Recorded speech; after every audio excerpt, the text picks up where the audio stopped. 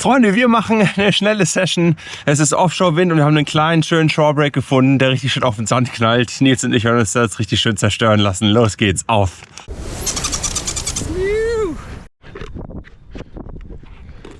Schön, dass ihr wieder mit dabei seid. Freunde, ein paar aus der Community haben sich gewünscht, mal ein bisschen längere, ungeschnittere Sessions zu sehen, bei denen ich vielleicht auch ein bisschen kommentiere. Und ich habe heute direkt mal eine im Gepäck, bei der sich das lohnt, das zu machen. Zwar gehen wir einen richtig schönen Shorebreak surfen. Das heißt, die Wellen knallen einfach nur ganz vorne auf den Strand, brechen auch nur ganz vorne in sehr flachem Wasser, teilweise auf den trockenen Sand. Noch dazu mit starkem Offshore-Wind. Ist nicht ganz ungefährlich, die Kiste. Zum einen für das Brett nicht, aber auch zu einem für einen selbst nicht, weil man sich dabei auch verletzen kann. Der Sand ist ziemlich hart, fast wie Beton, wenn er so nass und komprimiert ist.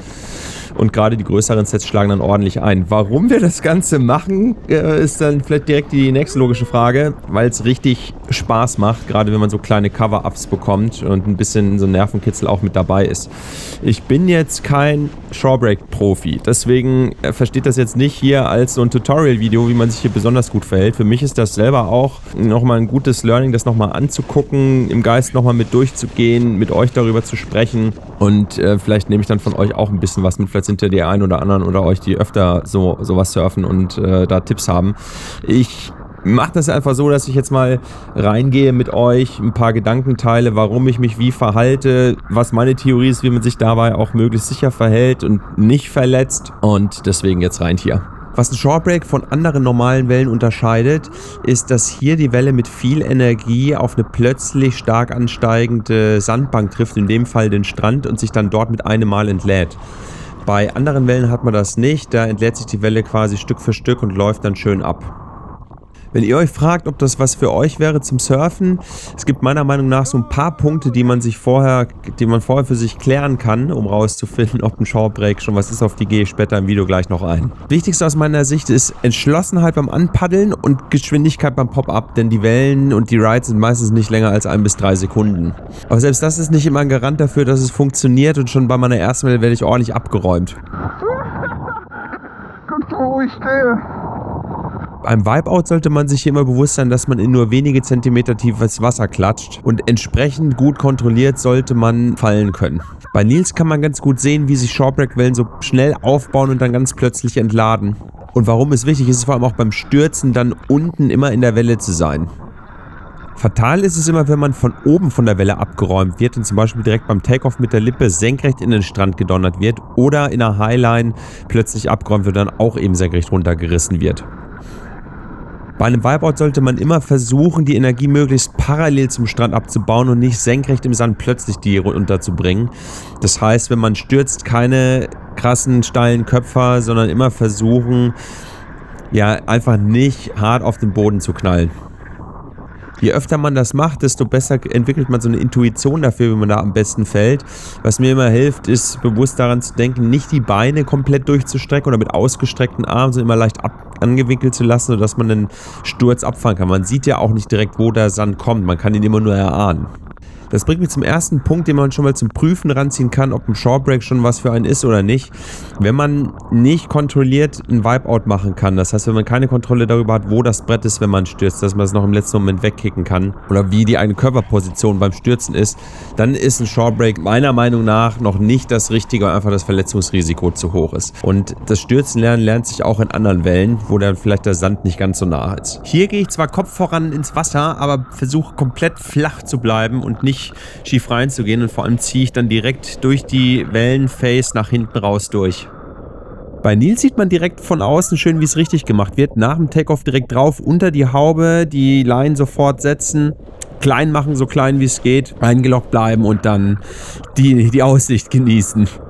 Beim Rauspaddeln in den Shorebreak ist die Herausforderung, wie ich finde, dass das Wasser ja sehr flach ist und man eigentlich nicht so tief duckdiven kann. Das heißt, wenn dort die Wellen einschlagen, dann kann die Energie vom Wasser auch nirgendwo so richtig hin und reißt dann mit, auch wenn man einen flachen Duckdive macht. Von daher ist eigentlich das Beste, was man machen kann, eine Setpause richtig abzuwarten und dann einfach schnell die 10, 15 Meter da raus und durchzusprinten. Zur Not, wenn man doch mal da auf der Inside sitzt, zum Beispiel nachdem man gerade eine Welle hat und ein Set noch am Reinrollen ist, dann kann man entweder kurz die 3, 4 Schritte raus machen aus dem Wasser Oder man taucht selbst schnell ab und versucht dann wenigstens noch das Brett kurz mit durchzuziehen. Ist aber nicht ratsam, wenn das Brett heil bleiben soll und vor allem, wenn viele Leute um einen herum sind. Jetzt mal die vielleicht beste Welle aus der Session und an der sieht man auch sehr schön, was die nächste Gefahr im Shorebreak ist, nämlich ein starker Backwash. Ist ja auch schön zu sehen, man sieht diese kleine Welle vom Strand aufs Meer raus wieder gehen. Das ist quasi das Wasser, das vom steileren Strand abprallt.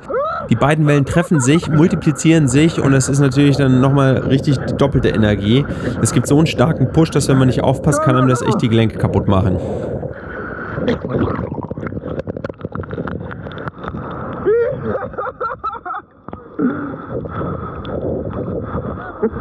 That was good. I stayed on it quite long. And then the backwash came. Nice.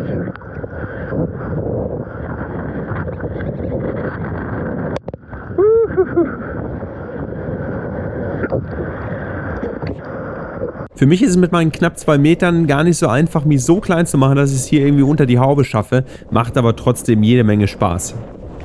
Was noch wichtig ist aus meiner Sicht in so einer Shorebreak-Session, ist es von Anfang bis Ende konzentriert zu bleiben, denn jede Welle endet im Grunde, wie ich hier auch wieder, im knöcheltiefen Wasser am Strand.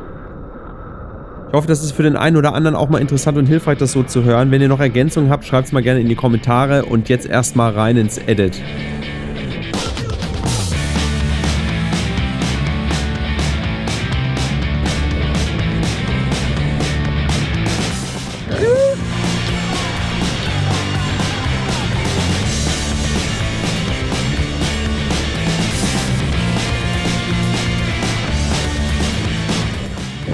Go, go, go!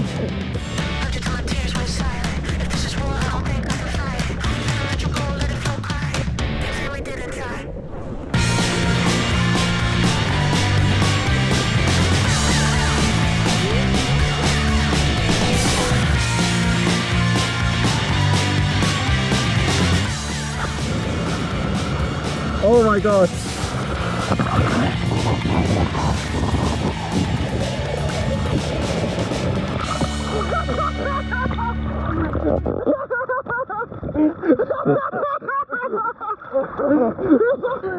Yeah. And then I was like, oh shit, what is it? Yeah.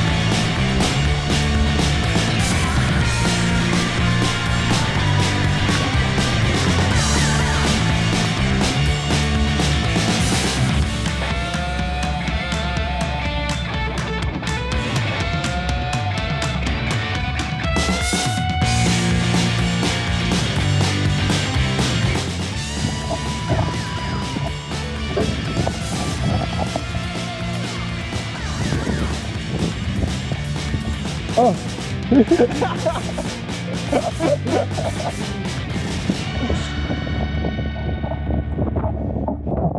Freunde, ich hoffe, euch hat es genauso viel Spaß gemacht wie uns. It was shorebreaky. Yeah, but now I mean, there's still some things, but the water is filling quick. Yeah.